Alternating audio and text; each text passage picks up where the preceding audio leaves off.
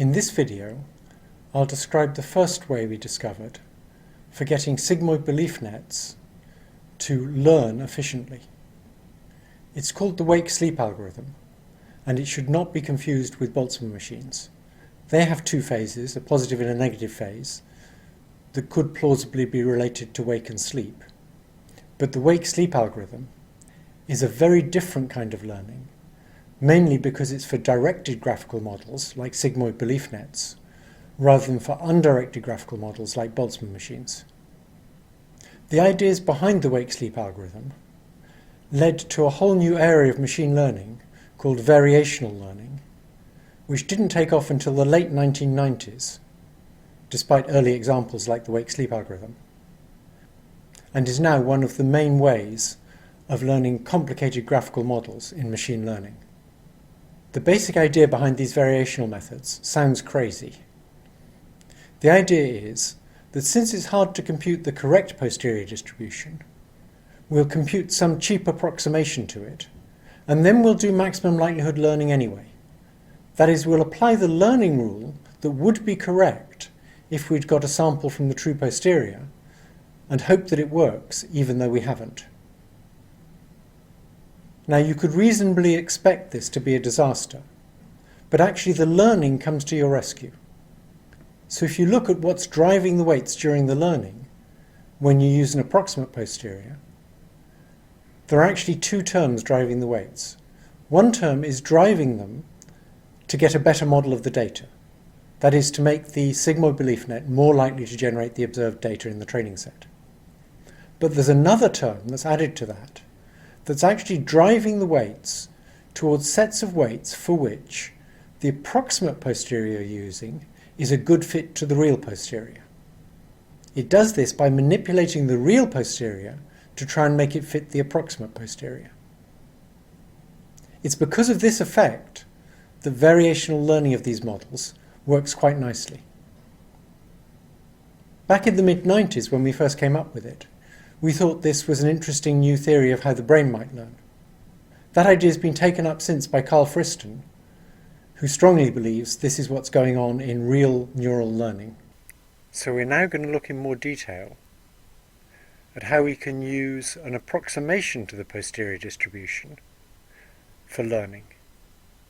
To summarize, it's hard to learn complicated models like sigmoid belief nets because it's hard to get samples from the true posterior distribution over hidden configurations when given a data vector. And it's hard even to get a sample from that posterior. That is, it's hard to get an unbiased sample. So the crazy idea is that we're going to use samples from some other distribution and hope that the learning will still work. And as we'll see, that turns out to be true for sigmoid belief nets. So the distribution that we're going to use is a distribution that ignores explaining away. We're going to assume wrongly that the posterior over hidden configurations factorizes into a product of distributions for each separate hidden unit. In other words, we're going to assume that given the data, the units in each hidden layer are independent of one another, as they are in a restricted Boltzmann machine. But in a restricted Boltzmann machine, this is correct, whereas in a sigmoid belief net, it's wrong. So let's quickly look at what a factorial distribution is. In a factorial distribution, the probability of a whole vector is just the product of the probabilities of its individual terms. So suppose we have three hidden units in a layer, and they have probabilities of being on of 0.3, 0.6 and 0.8. If we want to compute the probability of the hidden layer having the state 1, 0, 1, we compute that by multiplying 0.3 by 1 minus 0.6 by 0.8. So the probability of a configuration of the hidden layer is just the product of the individual probabilities. That's why it's called factorial. In general, a distribution over binary vectors of length n will have 2 to the n degrees of freedom. Actually, it's only 2 to the n minus 1, because the probabilities must add to 1. A factorial distribution, by contrast, only has n degrees of freedom. It's a much simpler beast. So now I'm going to describe the wake-sleep algorithm that makes use of the idea of using the wrong distribution. And in this algorithm, we have a neural net that has two different sets of weights. It's really a generative model, and so the weights shown in green for generative are the weights of the model. Those are the weights that define the probability distribution over data vectors.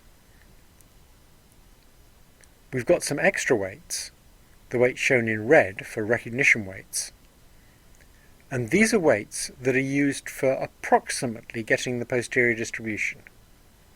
That is, we're going to use these weights to get a factorial distribution at each hidden layer that approximates the posterior, but not very well. So in this algorithm, there's a wake phase. In the wake phase, you put data in at the visible layer at the bottom, and you do a forward pass through the network using the recognition weights, and at each hidden layer, you make a stochastic binary decision for each hidden unit independently about whether it should be on or off. So the forward pass gets us stochastic binary states for all of the hidden units.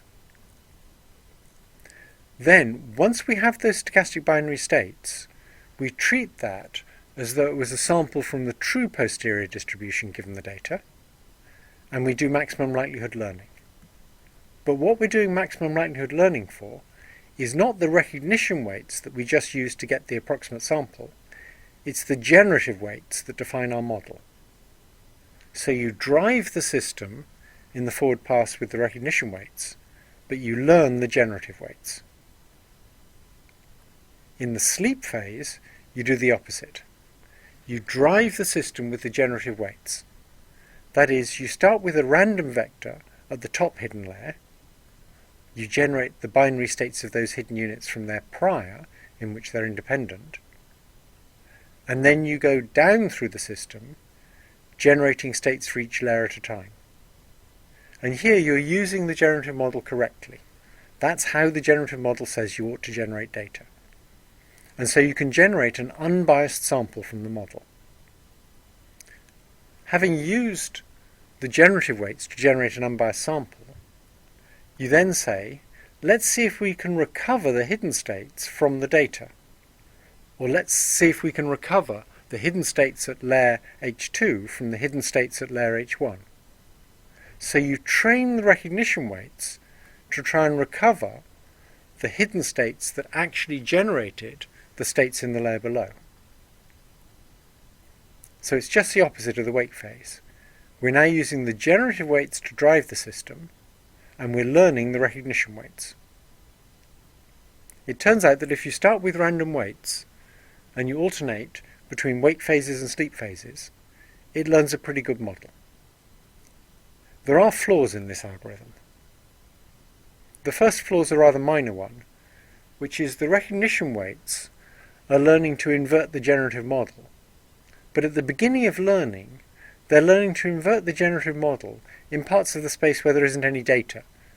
Because when you generate from the model, you're generating stuff that looks very different from the real data, because the weights aren't any good. That's a waste, but it's not a big problem.